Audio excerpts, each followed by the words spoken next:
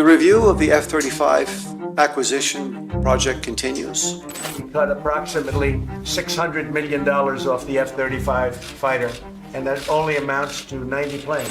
F-35 fighter jet, a new report showing the plane will now cost taxpayers more than $1.7 trillion. Let's be clear, this isn't a minor hiccup for Lockheed Martin. It's a full-blown $4 billion catastrophe.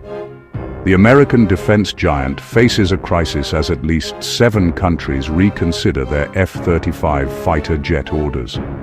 Nations like Germany and Portugal are eyeing a cheaper practical alternative from Sweden, the Saab Gripen. The F-35, once the crown jewel of NATO, is now seen as an overpriced, overcomplicated liability. The dominoes are teetering, and if they fall, Lockheed Martin's order book takes a massive hit. $4 billion is enough to make even this behemoth sweat. This isn't just about lost sales, it's about the F-35's global dominance being questioned. The project's foundation, massive international sales to lower costs, is cracking. Enter Saab with the Gripen, not as flashy, but affordable, reliable, and refreshingly straightforward. It's the IKEA of fighter jets, no nonsense, practical, and suddenly very appealing to a world tired of American complexity. Right now, that Swedish sensibility is looking like a winning formula. The first real shock came from Canada. In late 2025, under new Prime Minister Mark Carney, Canada paused its $13 billion F-35 deal for 88 jets. Instead of cancelling outright, they put it under review, political code for shopping around. The reason? Canada joined the Security Action for Europe, or SAFE, becoming the first non-EU member. SAFE is a $244 billion European defence fund designed to help members buy military hardware, but with a catch. The rules favour European-made equipment, putting American giants at a disadvantage. Canada, long America's closest neighbour, is now aligning its defence strategy with Europe. This is a major geopolitical shift, signalling that Ottawa is thinking with its wallet and its head. The F-35 deal now hangs in the balance, a symbol of a deeper change in the Western alliance. Canada's move is a wake-up call. The old rules of defense procurement are being rewritten. The world is watching, and so is Lockheed Martin. Here's the chaos maker, SAFE's fine print. If you use SAFE funds, no more than 35% can be spent on non-SAFE countries, meaning the US is out. Buying the F-35 with European money? Financially impossible. For decades, Europe bought American. Now the tables have turned. Canada's $13 billion F-35 deal clashes with SAFE's rules, forcing a choice: pay full price or buy European. Saab swoops in, offering local Gripen production, making the deal even sweeter. Lockheed Martin is left watching as its dominance is dismantled by a single clause. This isn't just about money. Politics and trust are at play. Years of US unpredictability, especially under Trump, eroded European confidence in American support.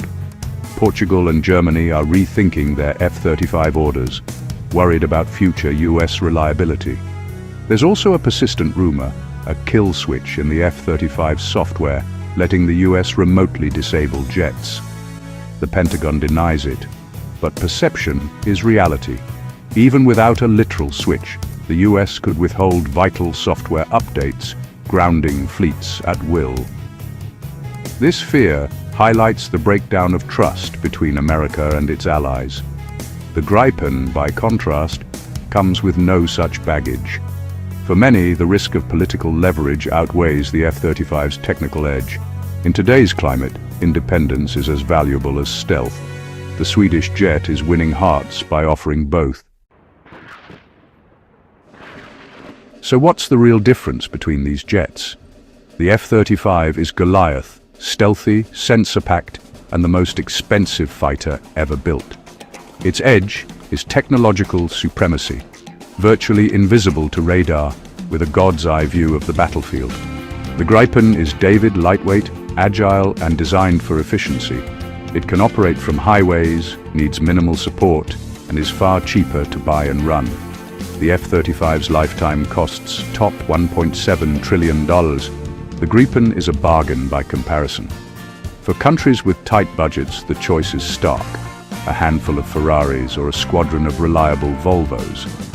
This isn't just about which plane is better. It's a clash of philosophies: American high-tech dominance versus Swedish practicality and independence. The F-35 suits a world of limitless budgets and US leadership. The Gripen is built for nations that value self-reliance and flexibility. In 2026's uncertain world, that Swedish approach is looking smarter than ever. The contest is on, and the underdog is gaining ground. The data tells a clear story. Canadian defense documents show the F-35 is unmatched in raw capability, scoring 95% in evaluations.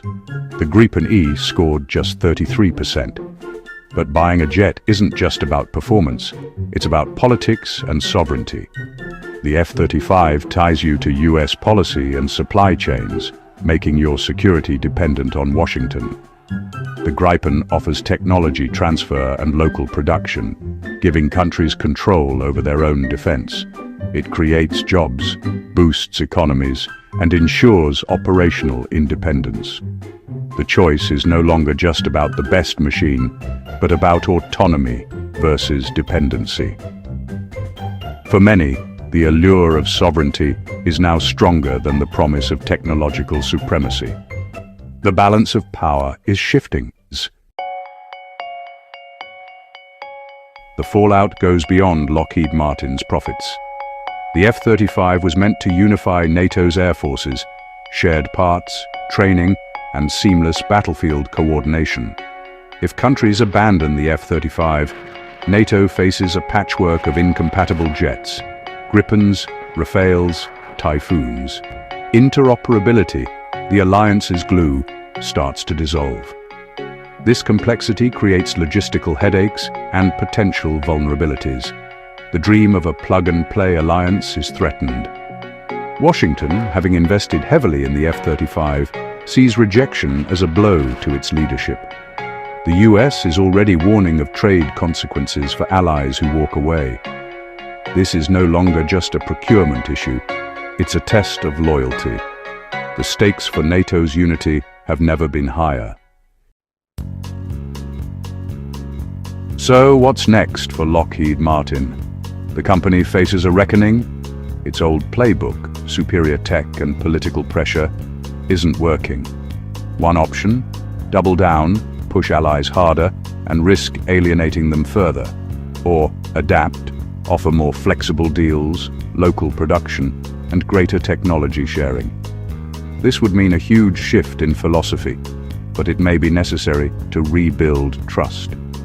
The future of US defense exports depends on genuine partnership, not just dominance.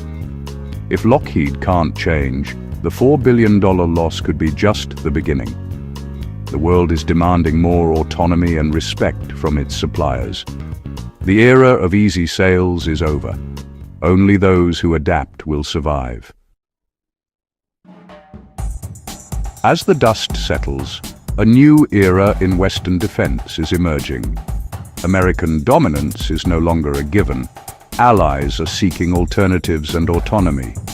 The SAFE initiative signals a shift toward regional defense blocs and homegrown industry. NATO may evolve into a partnership of interoperable blocs, not a US-led monolith. For buyers, the choice is richer and more complex than ever. The F-35 will remain for those who want the closest US ties and top performance.